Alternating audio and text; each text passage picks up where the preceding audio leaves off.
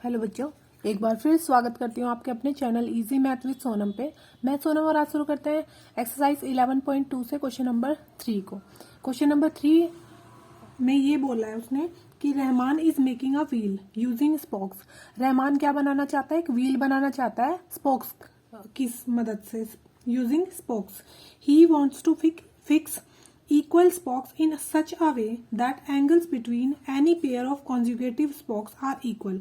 वो इस तरीके से चाहता है कि हर एक मतलब दो जो स्पोक्स होंगे उनके बीच में हर एक स्पोक्स मतलब दो स्पोक्स लेंगे कहीं से भी, उनके बीच में क्या होना चाहिए? सेम एंगल होना चाहिए।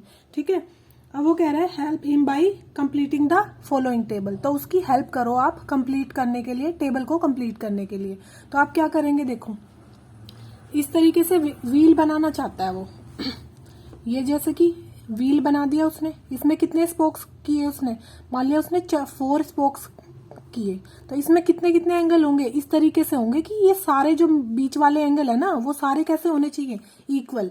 जैसे उसने एक और ये व्हील बनाया और उसमें स्पोक्स कितने लिए? मान लिया कितने ले लिए? 1 2 3 4 5 6 लिए। तो इनके सबके बीच में एंगल क्या होना चाहिए? सेम होना चाहिए। ऐसा नहीं कि दो स्पोक्स के बीच में अलग एंगल और अगले दो स्पोक्स के बीच में अलग एंगल, नहीं। वो कितने भी स्पोक्स लगाए, जैसे उसने 4 लगाए तो 90 डिग्री का एंगल होगा, 6 लगाए तो 60 डिग्री का एंगल होगा, ऐसे ही 8 लगाए तो हर एक के बीच में उतने का ही होना चाहिए। यानी कि अगर 4 स्पोक्स लगाए तो हर एक के बीच में 90 डिग्री ही होना चाहिए, सारे 90 डिग्री के ही होने चाहिए। अगर 6 लगाए तो सबके बीच में 60 डिग्री का ही एंगल होना चाहिए, इन सबके बीच में अलग नहीं होना चाहिए। तो ये कह रहा है कि अगर 8 लगाएगा तो कितने डिग्री का एंगल होगा हर एक के बीच में, 10 स्पोक्स लगाएगा तो कितने डिग्री का एंगल होगा हर एक के बीच में, और 12 लगाएगा तो कितने डिग्री का एंगल होगा। देखो, मैंने आपको बताया था कि एक चीज अगर इंक्रीज हो रही है, देखो यहां से क्या हो रहा है? इंक्रीज हो रहा है। क्या हो रहा है? इंक्रीज हो रहा है। लेकिन अगर नीचे देखें तो इस जैसे ही स्पोक्स बढ़ते हैं एंगल क्या हो जाता है? डिक्रीज हो जाता है। एक चीज अगर बढ़ रही है तो दूसरी चीज कैसी हो जाती है? डिक्रीज हो जाती है।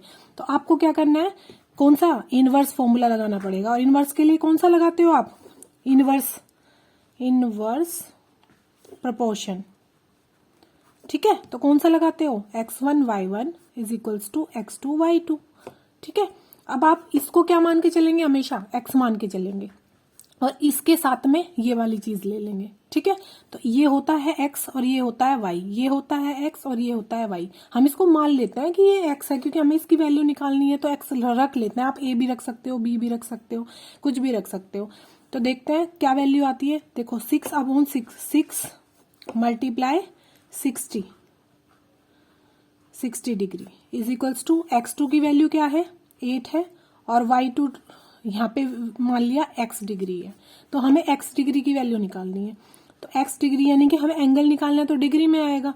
तो क्या हो जाएगा? इसके मल्टीप्लाई 6 इंटू 60 डिग्री अपॉन 8, क्योंकि मल्टीप्लाई में है तो कहाँ चला जाएगा? डिवाइड में चला जाएगा।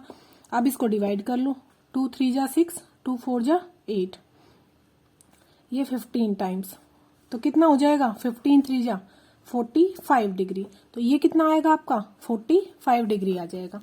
ऐसे ही सिमिलरली करके नेक्स्ट वाला, ये फर्स्ट वाला किया आपने, ऐसे ही सेकंड वाला करेंगे। इसको फिर से x मान लेंगे, इसको इसके साथ ये वाला लो या इसके साथ ये वाला लो, कोई फर्क नहीं पड़ता, हम इसी के साथ ले लेते हैं। फिर से 6 into 60 degree is equals to 10 into फिर से हम x डिग्री मान लेते हैं कि यहाँ पे कितना एंगल बनेगा? x डिग्री का एंगल बनेगा। तो हमें x डिग्री की वैल्यू निकालनी है, तो क्या होगा? 6 मल्टीप्लाई 60 तो है इधर, लेकिन ये 10 कहाँ चला जाएगा? डिवाइड में, और 10 से ये 6 टाइम्स, यानी कि 6 6 जा 36 डिग्री, यानी कि हर एक के बीच में कितना डिग्री का एंगल होना चाहिए? 36 डिग्री। अब हम थर्ड पार्ट पे जाते हैं। थर्ड पार्ट में वो कह रहा है कितनी स्पोक्स लगानी है उसको? 12। तो हर एक के बीच में कितना एंगल होना चाहिए? देखो फिर से मैं इसके साथ ये वाला ले लेती हूँ। 6 into 60 degree is equals to 12 spokes लगाए तो कितना का एंगल होना चाहिए? मान लिया x डिग्री का होना चाहिए। तो फिर हम क्या करते हैं? x डिग्री की वैल्यू कैसे निकाल लेंगे? 6 इंटू 60 डिग्री अपॉन 12। देखो 6 2 जा 12 होता है, और 2 से ये 30 टाइम्स डिवाइड हो जाएगा। तो क्या हो जाएगा 30 डिग्री का एंगल। इट मीन्स अगर वो 12 स्पोक्स लगाएगा तो कितने का एंगल होना चाहिए हर एक स्पोक्स के, हर एक 2 कंजुगेटिव स्पोक्स के बीच में 30 डिग्री का एंगल। इजी है। उम्मीद करती हूँ आपको वीडियो पसंद आया होगा। मिलते हैं नेक्स्ट क्वेश्चन के साथ नेक्स्ट वीडियो में। तब तक के लिए बाय बाय, टेक केयर।